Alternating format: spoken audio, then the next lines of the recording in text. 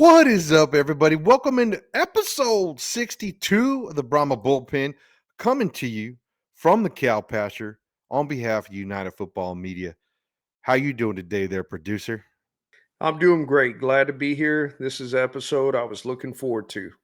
We got a loaded episode for you. We got some roster update for the Brahmas. We got some crazy news coming out of the league. We're probably a little bit behind on this because it came out midweek last week, but we'll go ahead and bring it up and talk a little bit about it today. Basically, they're changing the kickoffs, and we'll show a little clip from Moose Johnson confirming that for us. We're going to go over rosters.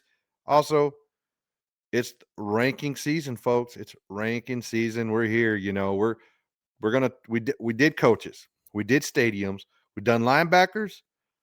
Now we're going to do wide receivers. We're not going to leave the offense out of this, especially San Antonio Brahma's offense coming at you with the spread. But you ready to get going, producer? Let's go. All right, man. First things first, because this is a Brahma Bullpen, we're going to talk Brahma news.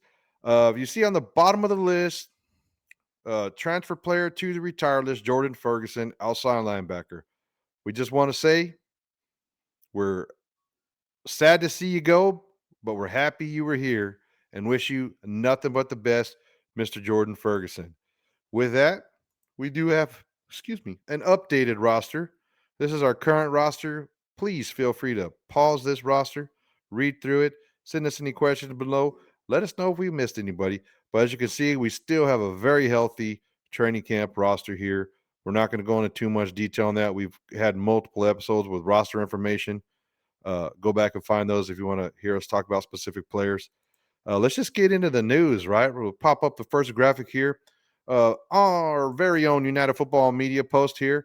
Kind of was one of the first ones posted the news about this UFL rule change going back to the XFL style rule. It was Moose was doing an interview down at the Super Bowl, actually. And our account admin for the UFM just happened to be watching that interview, right place, right time. So he's one of the first ones to jump on this. And a direct quote from the Moose that the NFL is going to embrace the kickoff. It doesn't make sense for us in the UFL to have a different kickoff. He did make sure to point out he still does not like the kickoff. And I'm going to get your reaction to the kickoff change rule, producer. But let's go ahead and let's just play the actual clip from Super Bowl Media Row, Moose Johnson, folks. But I also have to be smart for our players. And if the NFL is going to embrace this kickoff moving forward, then it doesn't make sense for us to have our guys doing something that's not something they're going to be doing at the NFL level. So it made sense for us to do that. And then after we made that decision, we hear the information coming out of the NFL that the lowest concussion rate that they've had, in a season since they started tracking it in 2016. And with the big change being the kickoff, you would think that played a huge role in that. So it makes sense from a health and safety standpoint. It makes sense in a transitional standpoint for our players. So, the one thing that you'll see this year is going to be, our kickoff going back to what it was in the UFL and very similar to what they're doing in the NFL, but we've left that up. That's kind of the structure. Now we got to do the finalize all the details with that. So we've asked Mike Pereira and Dean Blandino, put your spin on this so we keep the return rate where we were last year. That's the one thing we do want to make sure we do is, okay, if we're going to go this direction, the one thing that we do want to make sure we do is continue to have that return rate that we've had in the league using the traditional. 106.7, The Fan, bringing that to us. So what do you think, producer? Well, I have several different viewpoints on this. I agree that I really prefer the traditional kickoff that the NFL has used for years and years and years. When I watch football, that's what I want to see. However, I agree that it makes sense that they switch over. No sense in doing something separate from what the NFL is doing, particularly if you're trying to help these guys get into the NFL. You want to have that same style of play so it's an easier transition. So it makes sense. And then, of course, there's a safety aspect to it. That's very important for all football players. But one thing out of this I will say is that I think it's a good change overall, but it's good to see when the XFL started, the innovation that they wanted to put into what they were doing and how they wanted to innovate the game in different ways. Even though it's not my favorite style of kickoff, it's good to see something that the XFL pioneered and changed about football, introduced to football, make such a big impact, and to make it this far as the impact that it's had on the game. So you would rather, based upon what you just said, you'd rather see a kick just into the end zone 98% of the time, as opposed to seeing an actual return 70 to 80% of the time, because you just said this is not your favorite style of kickoff. Okay, so I do like that it's being returned more. I just prefer that it be returned more in the traditional style. No, I don't like it just being going through the end zone.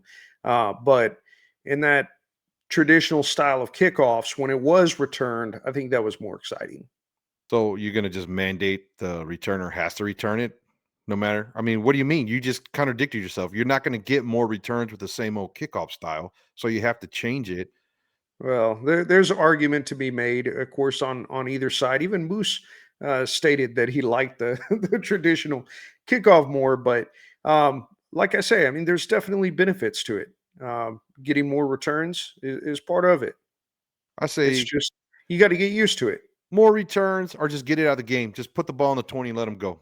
Because if you're going to go to the NFL style, which is ridiculous, well, the old NFL style, which, maybe back in the day when they started the NFL and kickers weren't like professionals, like the kicker was just a guy that was close to you when the game started and they couldn't kick it out of the end zone. Maybe it worked then, but definitely the XFL kickoff rule is the best kickoff rule of all time. But we're going to leave it at there. Me and producer are not going to agree on that.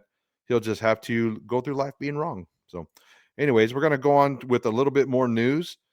For those of you out there who are uh, UFL football fans in general, before we get into our wide receiver rankings, we will cover some pretty big news. The Memphis Showboats are hiring defensive coordinator Jaron Horton. For those of you who don't know, he was also the defensive coordinator up with the Pittsburgh Maulers. As you can see in this post here, he's now coming down with Memphis. So Memphis is having a full coaching staff change. And if you want a whole bunch of inside information on coaching strategy and player style, you definitely need to go follow my boys, listen to my boys over there on Captain's Log. We're just going to touch this a little bit because it is significant news. I'm not going to read through all the stats, but you can see Horton's a defensive coordinator, Brian Baker, defensive line coach, nowhere near the caliber as coach Chris Acuff, our defensive line coach. And if you want to get to know him better, just jump back one episode of the Bullpen. We had a great interview with him. Appreciate him coming on board. Mark Hall, linebackers coach, special teams coach. We got Steve Myers, defensive quality control. Luke Fennard, running backs coach. Jim Turner, offensive line. TJ Vermeer, tight ends coaches. And Lee Morris, offensive quality control coach. Please feel free to pause this episode, read all those stats, or you can go on UFL's website and this is their press release with all this information if you want to get more detail. But glad we got coaching news coming out of Memphis. If you want to know what me and producer think about all 8 coaches in the league, we did a coach ranking episode a few episodes ago. Go check that out. But you ready to start talking some wide receivers there, producer? Let's get to it. That's what I'm waiting He's for. ready to go. I will tell you, producer told me before the show started, this is the most prepared he's been since jumping on the channel and joining me. So I'm really looking forward to this wealth of knowledge he's going to share with us. Oh man, set me up. Like we're going to do what we always do. We're going to go through and just talk about teams in random order, no particular order. And then at the end, we'll pop up our ranking graphic and see who we like best. We didn't do every wide receiver. We basically picked the top 2, or we would be here all day talking wide receivers. And I'm going to tell you right off the bat, this is one of the hardest This is the hardest ranking we've done so far this season because so many of these teams have such depth at wide receiver. And then there's some teams that have a big turnover wide receiver, so we don't know what they're going to do or not do. And then, it's just crazy. But let's get into it. We'll start off with St. Louis, and everybody knows 2 studs out of St. Louis, Hakeem Butler and Jakir Pearson. Now, we'll just start off right now. The Pearson stats might not look that great, but if y'all remember him from the Seattle Sea Dragons, in the XFL days, he was the best slot receiver in the league. He did fight some injuries last year in the first season of the UFL and first season with Battlehawk, so he's got some low grades, low stats there. But Hakeem Butler, everybody knows Butler. He's basically like 19 feet tall. He just throw the ball up in the air, and he's got hands the size of basketballs. He catches everything you throw at him. But some stats right there. Overall grade of 66.4. He was thrown to 74 times last year. Not enough. Throw to this guy more. Caught 51 of those, 710 yards. Yards per reception, 13.9. Look at the yards after catch, 285. Pearson down the bottom. You can see his stats there. Lower, 229 yards, only 28 receptions out of 38 targets. Like I said, he was injured last year. But look at his yards after catch, 133 on just those 28 receptions. So you can see he's shifty, baby. He likes to move with a PFF grade of 66.5. One thing about the St. Louis guys, they got a bunch of new receivers coming in. The only other guy coming back was Blake Jackson, but obviously Hakeem and Jakir are the top two. So what are your thoughts on these two stud receivers, producer? Well, I'll start off with Akeem Butler. That guy is, man. If you're building a roster, he's a wide receiver, one of the first ones you're going to take. That guy is so big, so physical, so strong, so fast. I mean, there's so many things to say about him. Got the nickname Akeem the Dream uh, because of how good he is. Oh, wait. You sure you're not talking about basketball player? What? No. Hakeem the He Dream literally played for the referred Houston to as Hakeem Rockets. the Dream. I've heard it. I've He heard it. played for the Rockets, bro. No, Hakeem no. Olajuwon? Hakeem the No, Dream? they referred they referred to Hakeem Butler as that as well. Who's So they? I've heard it. Anyway, so this guy, he's caught some amazing passes last year, 80-yard touchdown versus DC. Just tall, athletic. He reminds me. He's like the Megatron of the UFL. So that's what I compare him to. So he's a Detroit Lions receiver and a Houston Rockets starting center. I got you. Okay, cool. Awesome. Yeah, I like both those references. We'll get into our ranking. We'll see how much you really like the Dream when we get going further. But moving on to the next team, San Antonio Brahmas, baby. John Trey Kirkland and Justin Smith. I will say Marquez Stevenson, Kirkland's the clear number one. Justin Smith and Stevenson, 1A, 1B, 2A, 2B. They're both right there. One thing about the San Antonio receivers is they're coming into this league with the most targets, combined targets, obviously spread offense, air it out, throw the ball. And also, they're the returning group with the most yards after catch, right? So yards after catch is huge. 269 up there for Jonte Kirkland, 137 for Justin Smith. Just to go through the grades, 66.6 for Jonte Kirkland, 96 targets, 66 receptions, 694 yards, averaging a first down every catch, 10.5 yards. Like we said, yards after catch, 269 with 3 touchdowns. We'll go into Justin Smith's stats down there. A grade of 60, 50 targets, 30 receptions, 343 yards, 11 yards per reception. Speedster, Justin Smith, 137 yards after catch and 2 touchdowns. What stood out to you about the San Antonio Brahmas returning wide Uh, I'll receivers? talk. I'll talk about both these guys. And you covered a lot of the stats, so I'll talk more about some of the on-field results. One of the things that stands out to me, you got to remember Kirkland, some of the amazing plays that he's made last year against Michigan. There was a play where he had a defender right there on him. Guy turns around and midair jumps midair with Michigan with a defender right there on him, catches the ball with his left hand, and then falling backwards, makes that catch. Just an amazing play. So that kind of speaks to his talent, how good he is, and then these two guys working together, even though they're running routes often on opposite sides of the field there. Just they enjoy working together, running plays together. If you recall last year, that play they had, I think it was against Birmingham, where Kirtland actually threw a touchdown pass to Smith, and so that was instant highlight play. But both of them just great talent, and so happy to have both of them on the Brahmas. Yeah, definitely two studs. Definitely stoked that not only Kirkland and Smith, but Stevenson coming back. You know, the Brahmas are tied with Birmingham for the most new wide receivers. And let me tell you, some of the guys on this list are definitely going to see the field. Greg Ward, Jawan Green, for sure. Both of those guys will be on the field. Matthew Sexton, Racy McGath, Rashawn Henry, Jacob Harris, and Ty Frogel, or none of those guys are slouches either. I don't know how many are going to make the roster, but you would pretty much assume there's going to be at least 7 of these guys on the roster. Um, Maybe 8, who knows, right? But yeah, definitely a deep wide receiver room. And with Kellen Mond coming in at quarterback, it's going to be interesting to see what these guys do next year. But moving right on to Michigan. Oh, Michigan, man. I'll tell you what can we say about Michigan? Marquez Sims is all you need to know about Michigan. The guy is a deep threat, speedy. You can see his PFF grade of 67.6, 43 targets, 26 receptions, 458 yards. He did miss some time due to a little bit of injuries last year. Uh, Yards per reception, 17.6. That's crazy, right? Almost 20 yards every time he catches the ball and 237 yards after the catch, 3 TDs. That just shows you that he's running. Then we look down at Sahozi Mariner, PFF grade 83.5.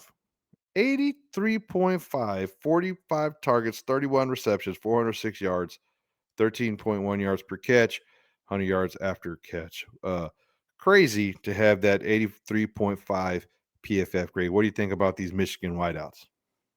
Well, with Sims, and you brought out his quickness, how quick he is on his feet, how quick he is, and how good he is with his hands. I like his ability to really make adjustments. For example, one play, his quarterback ran out of the pocket under distress. He adjusted, got there in time for the quarterback to hit him. Next thing you know, touchdown. And so he was able to make that quick adjustment mentally and physically to make a great play happen. In regards to Mariner, uh, you talk about a great wide receiver, somebody that has super high potential. This is a guy that probably should be on an NFL roster somewhere or making it to the NFL at some point. And we talk about Butler, how great he is. I think that Mariners potentially quite a bit better. So we'll see what he can do through the year. But if I were to pick one wide receiver to just really break out, I would say he would have the highest chance. Interesting. So you're going to call that as your breakout wide receiver of the year, right now, right here? That man is extremely talented. All right, I like it. I like the danger you're living on right here. We're calling wide receivers top centers in NBA history and calling shots right now for stand. That's amazing. I love it. All right, moving on to Memphis. Daywood Davis. PFF grade of 61.7, 66 targets, 40 receptions, 436 yards, 10.9 yards per reception, 214 yards after catch. Uh Davis tied another receiver that we're going to talk about later, but with most TDs that we're going to talk about today. So 5 TDs is nothing to scoff at.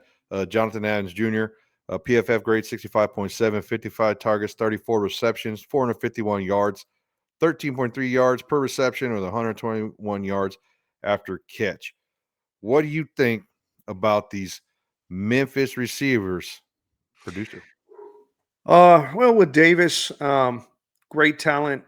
I mean, I've got nothing negative to say about any of these guys. All these guys that we're talking about are really, really good wide receivers. But it's just his speed, how fast he is. He's got quick feet, and he's a home run threat. Anytime he lines up, he's outside. Especially on that left side of the field, I believe he's better on. You got a potential of he's going to take it all the way. As far as Jonathan Adams goes, his vision is something that stands out to me. Just wherever that ball goes, he's able to track it extremely well and then get his hands there. So he's able to move, catch that ball, even go vertical if he needs to. But great ball vision, great hands, and able to make some great catches. Yeah, I'll tell you one thing about these Memphis. So they both played 10 games, right? 66 targets for Davis, 55 targets for Adams. I mean, they just weren't throwing the ball very much compared to, like, say, what the Brahmas are doing, a couple other teams. It'll be interesting to see their quarterback situation up there in Memphis. I think whoever the quarterback is going to play a huge factor on these guys' success or failures for this season. Yeah, Uh, hopefully it changes for them. Give these guys more opportunities, but of course, we want to beat them. But as since we're talking about them, I hope they do well. I want to see them get those opportunities. yeah, obviously, we wish for every player to do well, except for when they're playing the Brahmas, right? That's pretty much how we do things. 100%. All right, moving right along. The Houston Roughnecks, Justin Hall, man, one of the good ones. PFF grade 79.8, 70 targets. You can see the targets increase. 55 receptions, 600 yards, 10.9 yards per catch, 370 yards after catch, 3 TDs. You got Kiki Chisholm, 64.2 PFF grade, targets, 48 targets, 33 receptions, 353 yards, averaging 10.7 yards per catch. A little low on the yards after catch, but hey, one of the things that you just have to deal with. Now, these two guys have the lowest number of TDs combined uh, when compared to every other pair that we're talking about today, but they also have the lowest drop rate, meaning they don't drop the ball whenever they get it, get it thrown. It hits them in the hands. They catch it. As a matter of fact, if you just bear with me, right quick, uh, Kiki Chisholm had 0 drops. Let that sink in. What do you think about this duo? As far as Hall goes, his talent is reflected in his high PFF score. If you look at his stats as far as targets, yards after catch, his catch percentage, all those things are amazing. And so he's very talented. As far as Chisholm goes, a lot of the things you'd say about any of these wide receiver apply to him as well. He's very talented, but what I appreciate about him, his competitive spirit, his fire, his desire and want to on the field. That's reflected. If you ever listen to that guy mic'd up, it's pretty interesting. But both these guys, they're kind of like Memphis. They need somebody to give them that opportunities. That was lacking for them. So we'll see if they get more opportunities this year. If they do, their stats are surely going to go up. Yeah, the quarterback play in Houston is gonna be a big factor on this guy's season Yeah. as well. So, all right, let's move on into DC. DC, we got Ty Scott, we got Chris Rowland. Ty Scott, a PFF grade of 70 for the year of 2024, 39 targets, 25 receptions, 418 yards, 16 yards per catch, 155 yards after catch. We got Chris Rowland down there, PFF grade of 71.7, 35 targets, 20 receptions, 262 yards, 13 yards per reception, yards after catch, 84. I will tell you that the DC team is coming into this year with these are the only 2 players that were on the roster last year at wide receiver. They got 4 brand new ones. So these guys, depending on what happens in training camp, might get shook out, might not be wide receivers 1 or 2. Also, Jordan Ta'amu is coming back, so you would think they have a good quarterback to play with. But last year, because there was no running game, a lot of stats went down. I mean, 35 targets, 39 targets is really, really low targets. But then if you look at TDs, that's definitely 3 TDs, and 3 TDs is nothing to scoff at either. So, what do you think about these DC wideouts?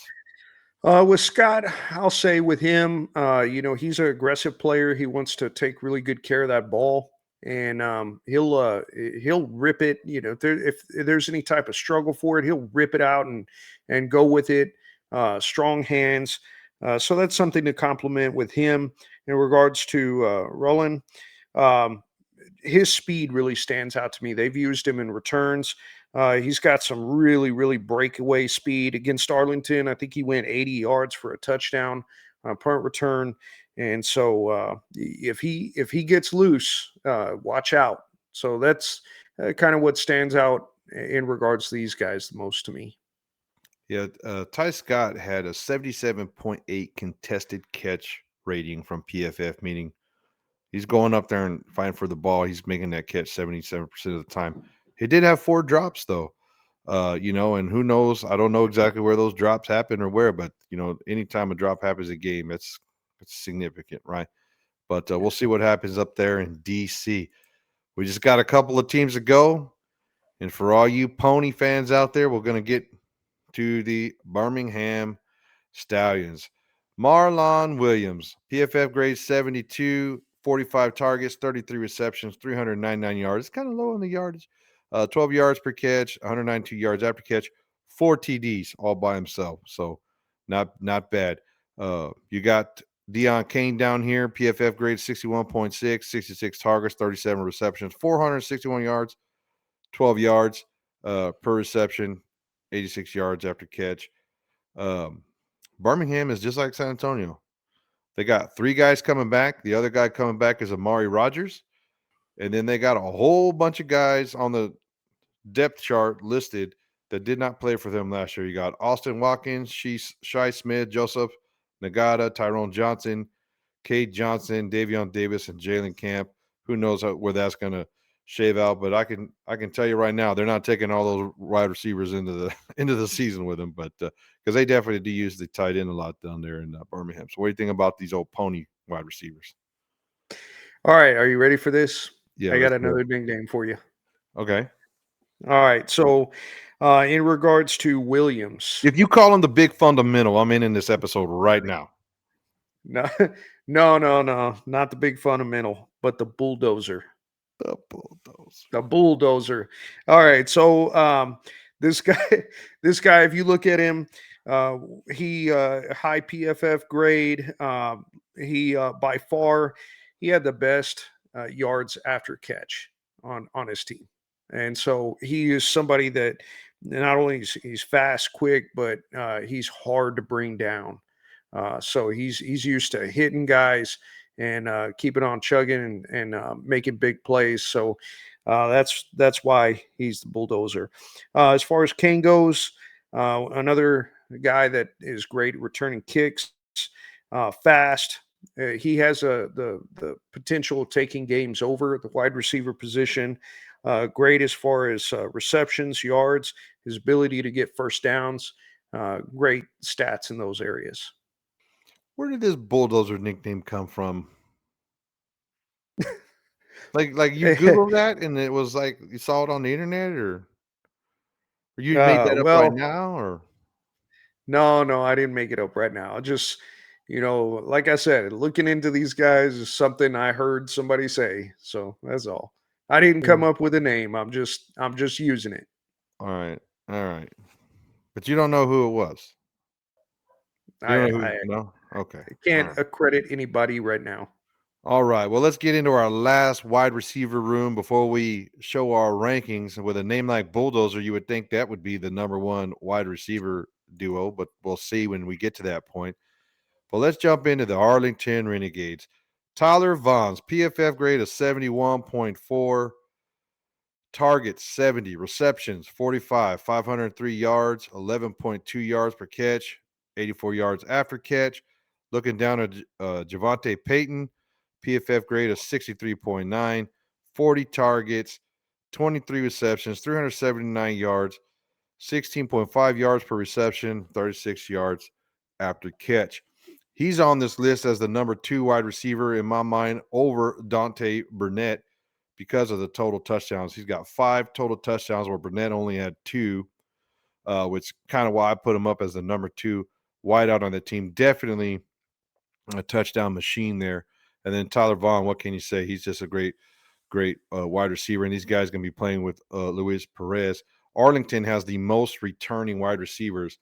Looks like they got 1, 2, 3, 4, 5, 6 wide receivers coming back, 3 new guys on the roster. The new guys are Todd Sims, David Durden, and Davion Clayton.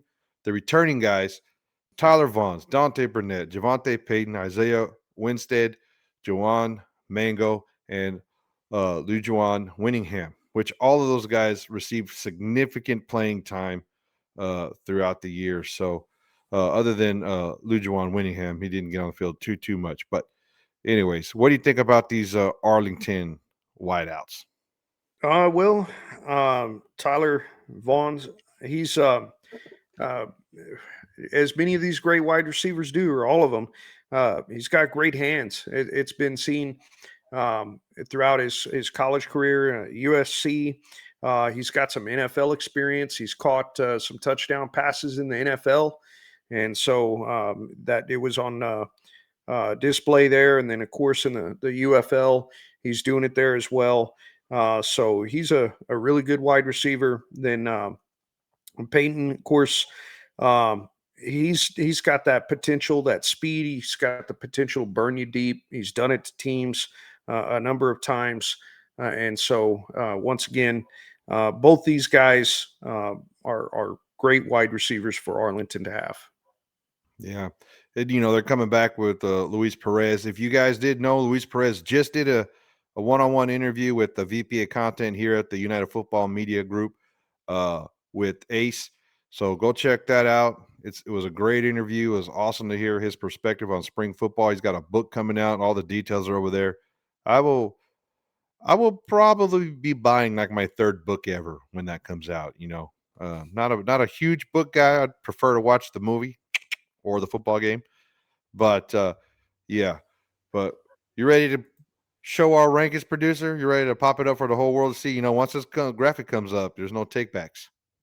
Let's do it. All right, here we go, folks. This was hard though. This was very hard because they're all, man, I'll- so close. I would agree with you. This was the hardest ranking that I did. And you know what? Even the last place team could have been as high as 3 or 4 for me, so it's pretty crazy. But we're gonna go ahead and Yeah. just throw them up here. And there are the rankings. And it's wild. We don't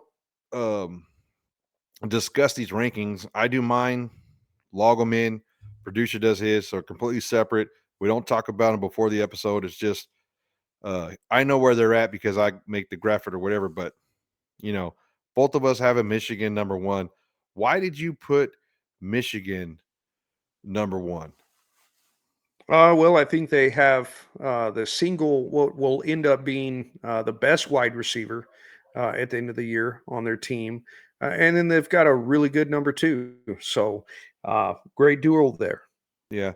I basically look at the overall PFF rankings of the combined duo, and this duo was number 1 with a combined PFF ranking of 151.7.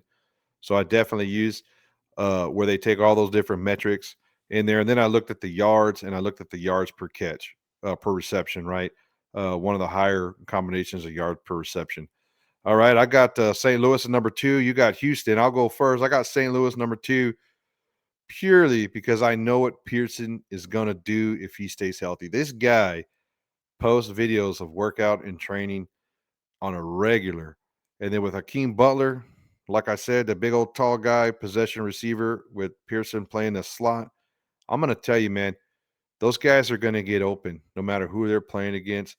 And I just think Pearson's going to look like the XFL Pearson, and they're going to be a tough team to stop. Yeah, I agree with you, and I'll talk about that as far as St. Louis goes. But I put Houston at number 2, and you could almost flip these as far as where they're ranking or where they're ranked. But for the most part, it's because of Justin Hall. I think he's that good. And so I don't know if that's going to show through with the opportunities that he'll get and the talent that will be around him. But I think that he's good enough, and I think the duel is good enough to be the number 2 duel. Pretty good. Not bad. Not bad. I mean, I got them down a little further down the list, but we'll get into that. I got Arlington 3. You got Brahmas 3. You can tell that I really tried not to be a homer because I do love the Brahmas wide receivers. We'll talk about them in a minute. But I put Arlington number 3 because 2 things. The most touchdowns coming back, 12 touchdowns returning. So you got experience coming back at wide receiver. Arlington only played 10 games. So they're getting a touchdown every game, over a touchdown a game receiving. Luis Perez is coming back. So that passing game is going to be on fire. And I also think they don't like the way they lost last year and didn't make the playoffs. So I really do think they're going to be a motivated team. And I think they definitely have the skills to pay the bills, so to speak. Why do you got Brahmas number 3? Well, I can't believe that I'm actually ranking the Brahmas higher than you are. I Oh, mean, yeah. I think this is a first, right? Yeah. But I'm trying to be fair about it too. I'm trying to give a unbiased opinion on them. But I think that Kirtland and Smith are just really both extremely talented wide receivers. I kind of talked about some of my favorite plays from last year that they're both involved in. But I think they're going to be a great duel again, and I look forward to them to surpass what they did last year for 2 reasons: better quarterback play and more experience. More camaraderie between them. And so that's why I elevate them. Nice. Well, we'll just go on to number 4. I got the Brahmas number 4, and I'll echo some of the things you said. Realistically, even if they're not the top wide receivers in the league, they're going to be the top wide receivers in the league based upon the offense that we run. So, I mean, even if they were ranked lower for me, they would still jump up a couple spots just because of the targets, man. 96 targets for Jonte Kirkland. And then Stevenson and Justice Smith having 57 and 50 targets each is just the ball is going to be moving. The ball is going to be in the air. And I think we talk about upside with a more accurate quarterback coming in because Kellen Mond is more accurate than Dormady or Garbers. Dormady threw a lot of interceptions. Garbers, he had a quick release, but his heart wasn't in it. Kellen Mond is coming home. His heart's going to be in it. And he is the all-time leading passer at one of the powerhouses in football. I know they don't win a lot of championships at A&M, but I can tell you there's pressure at every game that he played up there. They played stiff competition, and I think this wide receiver room is going to just reap the benefits of a very accurate and efficient passer. Why you got DC at 4? Well, for them, I think their will, the wide receivers, they're very talented. Their PFF scores are really high. Both of them have that speed. They can break loose. They're dangerous. Um, I just I just think that's where they belong. We'll see if Tamu can get them the ball and how they'll do this year. But I think that they're perhaps a little underrated. Uh, in my opinion, I just think that they're in the top 4 in the league. Okay. Well, you're allowed to have a wrong opinion, and when I get to my number 8 team, I'll tell you why you're wrong. But we'll go on down. We'll Okay. both we'll both have the ponies 5. So we agreed on first, and we agreed on fifth. I got Birmingham fifth. With Alex Magoo coming back, I definitely think these guys are going to be on pace to have another wonderful season. I also do feel they play in the weaker of the 2 conferences. Overall, when you start looking at the defenses they have to play against over there in the USFL side. I just think that they got a ton of experience between Kane and Williams, and I think it's going to pay off for him. And Magoo can come back to the shade of his former self, going to be a tough wide receiver room to deal with.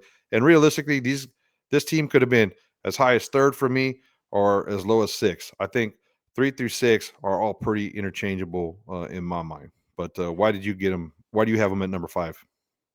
Well, they're a great duel at wide receiver.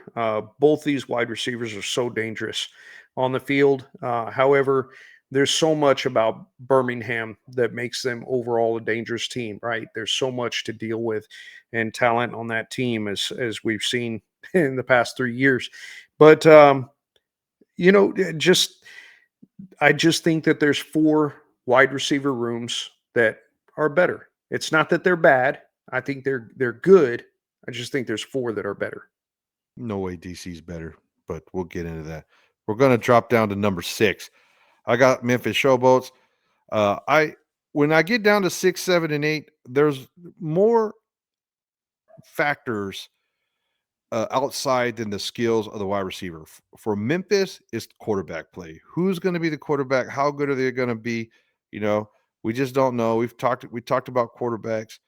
Uh, we'll see what happens. We'll see how that shakes out. But Memphis wideouts, I know David Davis is good. Jonathan Adams are good. I just don't feel there's enough consistency with the coaching staff turnover and with the new quarterback.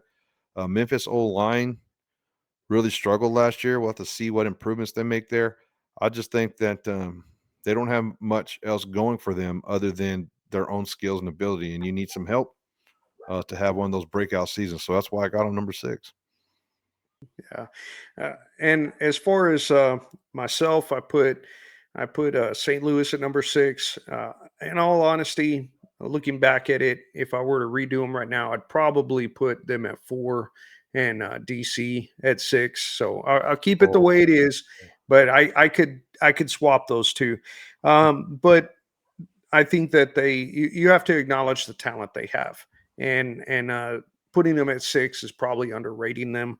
Akeem Butler, amazing, and also Parsons. That guy, I didn't mention him earlier, talk about him, but he's so hard to tackle. The guy's short, low to the ground, powerful, and so he's just really, really strong. He's got that low center of gravity that makes him hard to get down. And so Shifty. I'm doing them a disservice at 6, but I can't put them any lower than that. For me, they got to be at least that. Folks, if you're hearing what I'm hearing, I made such a valid argument that producer's second guessing himself. So I'll take that straight to the bank. Moving on to number 7, I got Houston Roughnecks at 7, and it's the same reason why I have the Memphis at 6. I think Memphis, David Davis is a little bit better than Hall and Chisholm, so they got that little edge. Quarterback play, offensive line play. I don't know if I have faith in Coach C.J. Johnson to turn that team around down there in Houston. So I think that there's a lot of factors other than the wide receiver skill here, and I just could not put them higher than the other teams ahead of them. You got Arlington at number 7. Tell me why the GOAT Luis Perez wide receiver core with the most experience returning is all the way down at 7. Well, I think that when we did these rankings, we looked at him a little differently. Okay, so you mentioned Luis Perez, and he is the GOAT. He's great. He elevates those wide receivers. But when you're doing the ranking, you're looking at the wide receiver, or you're looking at the quarterback, you're looking at the offense, what it's going to produce. Um, I'm looking at the wide receivers. So I take the quarterback out of it. I'm looking at the wide receivers themselves. You're looking at them in combination with the quarterback and what they may produce. So I think that's where the discrepancy is as far as Arlington and Houston and where they're at. Why we have them kind of switch there is because I think that they're elevated. I don't think they're as talented as Houston is. So I put Houston higher. I think Luis Perez elevates those guys. They are not as good of a wide receiver room, just as pure talent as Houston. Okay, and I also want everybody to know the dog in the background, that's at producer's house. Okay, so you guys want to leave comments in here complaining about that? I did see an interview the other day where someone's cat kept joining the interview. So, it Yeah. happens, I guess. But Can't do anything about it. I could yell, but that would be an interruption of the show. send someone a text and be like, go over there and kick the dog. All right, we're going to go into number Okay. 8. Number 8, here we go. I have DC ranked 8. DC is only coming into this season currently right now with 6 wideouts on the roster. I think DC is going to be running the heck out of this football. I do not think they're going to be throwing the ball. You got DC ranked number 4th, 25 receptions for Scott, 20 receptions for Rollin. They were targeted less than 40 times each, 39 and 35 respectively. I don't see how you could be a 4th ranked wide receiver group in this league and only have 20 or 25 catches in 10 games. 2 catches a game? Come on, man. That's ridiculous. For sure they go last place. But that's my piece. You heard your piece on DC, which is fine. It's okay. Talk to me about the showboats. Okay, well, and I'll apply the same thing I said about Houston or Arlington. As I'll apply that with DC too, and that's why I got a higher ranking with the showboats. And as we said it earlier, I'm going to say it again. I think all these wide receivers are extremely talented. It's not that the showboats do not have talented wide receivers. I think they are, but we'll see. We'll see what happens with them. There's so many unknowns there, and yeah, I'm not going to say that I'm reverting to your side of things where I'm solely looking at the results on the field, but we just don't know. I will say that I think they're a great wide receiver room.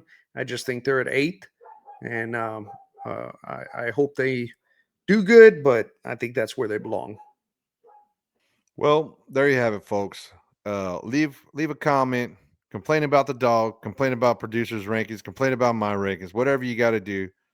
But we appreciate you joining us here on behalf of United Football Media out here in the cow pasture. You know, we are out cow pasture, so animal sounds shall be included from time to time. You know, Might hear realistically, with some horses over here too yeah, sometimes. yeah, realistically thinking about it, the number of episodes we've done and the few distractions we've become, yeah, that's pretty good, right? So Yeah, usually I got them inside. yeah, but we're gonna go ahead and end it right there. We're gonna get out of here from the cow pasture. We're gonna end it like we always end it with a nice horns forward. Let's go Brahmas, baby.